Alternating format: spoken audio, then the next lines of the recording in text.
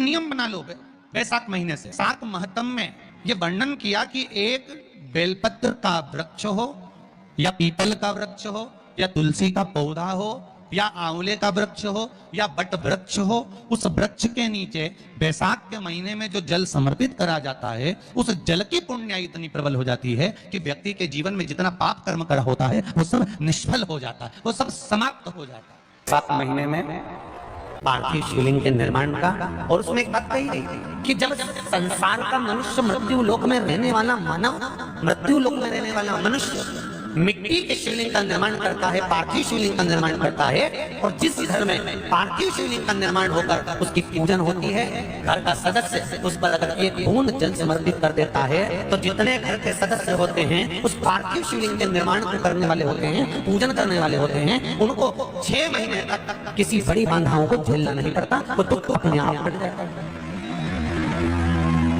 पार्थिव शिवलिंग का निर्माण बैसाख महीने, बैसाख के महीने में मिट्टी के पात्र में जो रात्रि भर जल रखा हो, मिट्टी के पात्र में, अगर आपके पास में घड़ा हो, हंडा हो, नी हो तो दिया हो, दीपक हो, कुल्हड़ हो, कोई भी तुम्हारे पास में जो मिट्टी का पात्र उसमें जल भरना, वो जल बैसाख के महीने की किसी भी सोमवार के दिन, किसी भी सोमवार के दिन, बैसाख महीने या किसी प्रदोष के दिन या बैसाख महीने के शिवरात्रि के दिन, मिट्टी के पात्र का जल अपने घर के प्रत्येक व्यक्ति का स्पर्श कराकर उस मिट्टी के पात्र के जल को तांबे के पात्र में डाल लीजिए और घर के प्रत्येक व्यक्ति का स्पर्श करा लीजिए और शंकर भगवान पर कुंदकेश्वर महादेव के नाम से समर्पित करिए।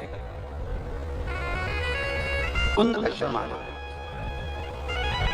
कभी जीवन में पीछे पलट कर देखने की जरूरत नहीं पड़ेगी, आप उन्नति की सीढ़ी की ओर बढ़ते चले जाएंगे। बैसाख महीने में मिट्टी के पात्र का जल भगवान शंकर को समर्पित होना चाहिए, उसका सुख हमारे जीवन को एक आनंद फल प्रदान, जिसे कहते हैं ना, कोई अच्छा मिले ना मिले, धन मिलने से कोई भाग्यशाली नहीं होता, सत्ता मिलने से कोई भाग्यशाली नहीं होता, वैभव मिलने से कोई भाग्यशाली नहीं होता। महाराज,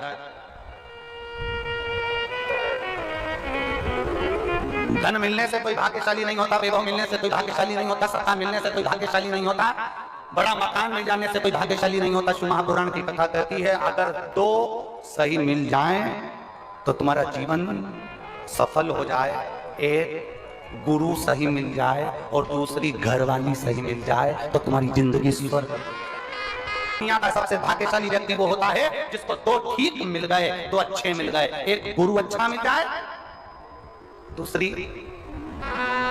जमती बोलो घरवाली अच्छी मिले। गुरु अच्छा मिलेगा तो तुम्हें स्वर्ग की सीढ़ी चढ़ा देगा और घरवाली अच्छी मिलेगी तो घर को स्वर्ग बना देगी। और इसमें से भी गुरु भले पीछे रह जाए पर जगदम्बा।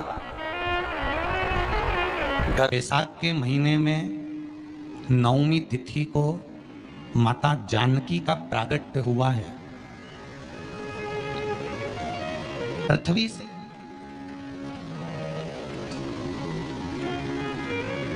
अभी एक विचार करिएगा कि नरसिंह अवतार बैसाख के महीने में हुआ, कुर्म अवतार बैसाख के महीने में हुआ, हयग्रीव अवतार बैसाख के महीने में हुआ, परशुराम अवतार बैसाख के महीने में हुआ, माता जानकी का अवतार बैसाख के महीने में हुआ। आखिर बैसाख के महीने में, माधव महीने में इतनी महत्वता क्यों?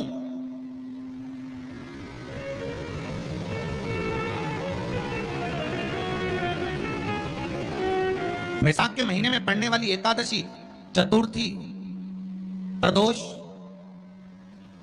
अमावस्या, पूर्णिमा, शिवरात्रि, ये सभी इतनी महत्वपूर्ण क्यों हो जाती है?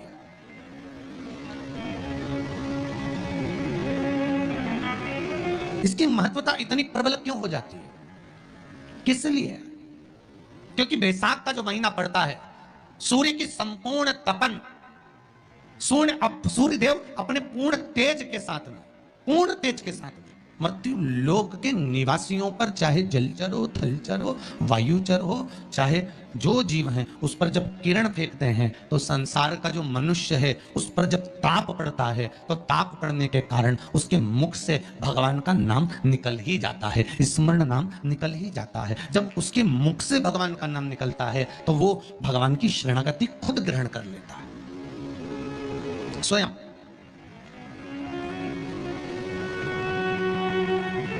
शरणागति ग्रहण कर लेना। बैसाख की पोथी पढ़ते हो आप लोग? आप में से अगर कोई पढ़ता हो बैसाख महीने की पोथी, तो उसमें एक वर्णन आता है। गीता प्रेस गोरखपुर के कल्याण अंक में भी आप ये पावन बैसाख चरित्र श्रवण कर सकते हैं। उसमें बैसाख महीने की पोथी में 10वें दिवस की कथा में 10वें अध्याय में एक व्याध और शंख मुनि का चरित्र आता है।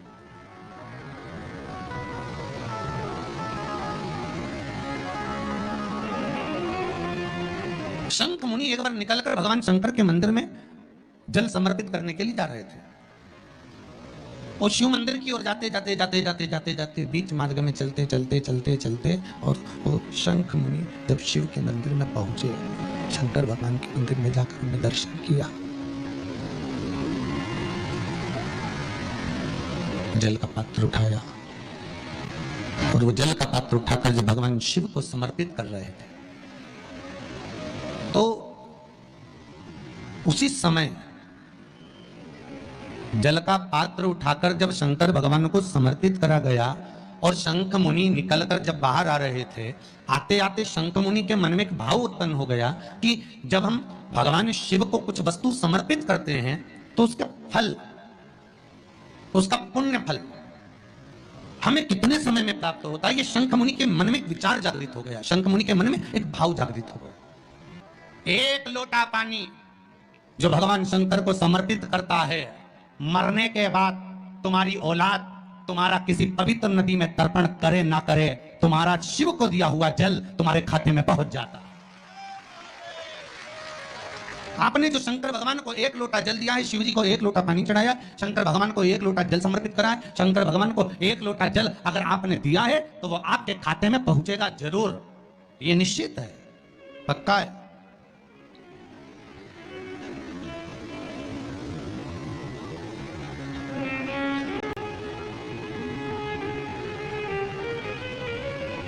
और शिव भक्ति के अनुसार, शंकर भगवान के अनुमोदन के अनुसार, पहले भी कथा में कहा, आज फिर कह रहे हैं, आप जब शंकर भगवान को एक लोटा जल समर्पित करते हो तो वो 33 कौटि देवताओं के हिस्से में चले जाता है, एक भाग पितरों के हिस्से में चले जाता है, एक भाग आहूतों के हिस्से में चले जाता है, एक भाग वार्षिकों के हिस्से में चले जाता है। आपने जो भगवान को दिया वो धीरे धीरे धीरे धीरे धीरे धीरे धीरे बढ़ता चले जाता है, भगवान के धामों में पहुंचता चले जाता है। जिन जिनको आपने नहीं भी दिया, शंकर भगवान पे चढ़ा हुआ जल उन तक भी पहुंच जाता है। ये केवल आपकी निर्मल और आनंदित भक्ति के बल पर पहुंचता है, भक्ति के बल। एक हरिचंदन का वर्णन आपको पहले कथा में करा है, सुना है आप लोगों ने कि नहीं सुना? तुलसी की लकड़ी जब सूख जाती है तो उस तुलसी की सूखी हुई लकड़ी को घिसकर चंदन बनाया जाता है और उस चंदन को भगवान ठाकुर जी को, लड्डू गोपाल को, भगवान कृष्ण को, राम को या शालिग्राम भगवान को वो चंदन लगाया जाता है। तो उस चंदन की महत्वता इतनी प्रबल होती है, उस चंदन की इतनी प्रबल महत्वता होती है कि उस चंदन को जब भगवान पर लगाते हैं और लगाया हुआ चंदन हमारे हाथ में जो रह जाता है उसको संभाल कर रख लेते हैं। वही चंदन जब किसी बच्चे को निमोनिया हो जाता है या ठंडे की शिकायत हो जाती है या उसकी श्वास चलने लगती है या उसका दम भराने लगता है, बच्चा की पसली चलने लगती है, तब केवल उस चंदन को कंठ पर लगा दिया जाता है तो 20 से 25 मिनट के अंदर वो बच्चा ठीक हो जाता है। उसकी इतनी प्रबलता होती है, हरि चंदन की महत्वता होती है।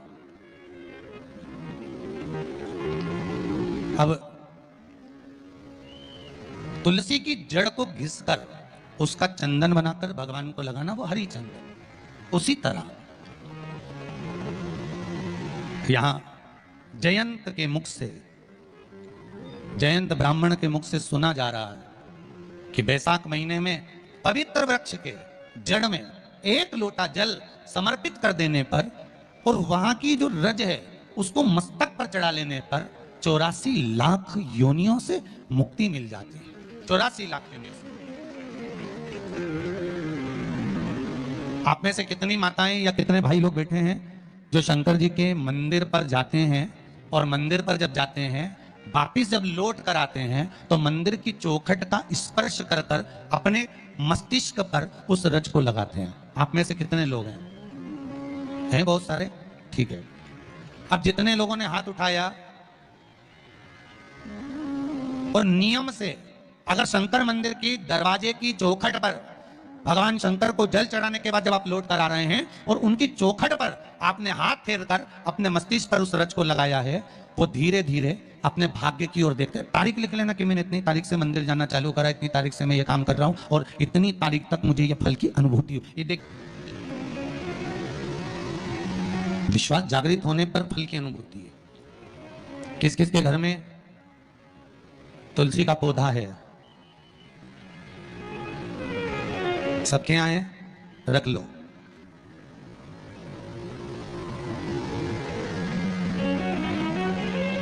कहां लगा है? घर के अंदर कि घर के बाहर? घर के बाहर। ठीक है। दिया लगाते हो? अच्छा, कौन है वो जिस तुलसी मैया को दिया लगाते हो? कौन है वो?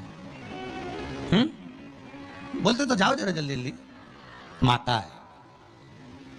घर में जो सास है वो कौन है? वो भी बोलो तो जम के बोलो जरा। माता है।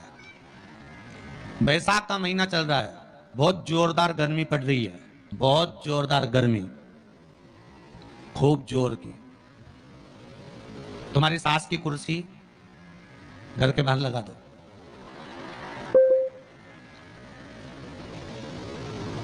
कितने घंटे बैठ सकती है वो? बोलो जरा, जम के बोलते जाओ।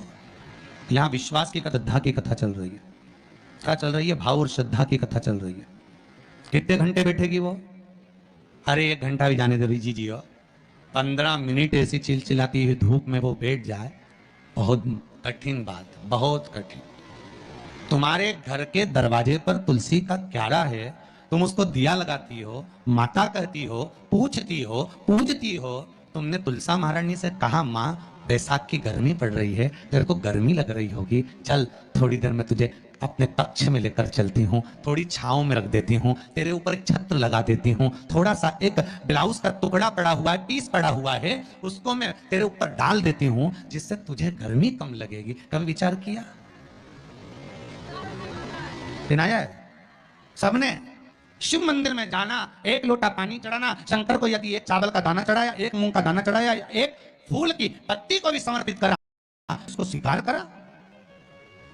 शंकर भगवान पर 1 बेलपत्र चढ़ाई, शिव ने उसको स्वीकार करा। अब देव तो शंकर,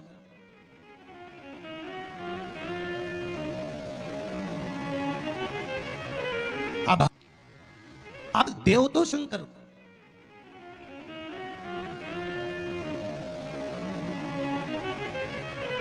आप भगवान ओघड़दानी को प्रदान तो करो।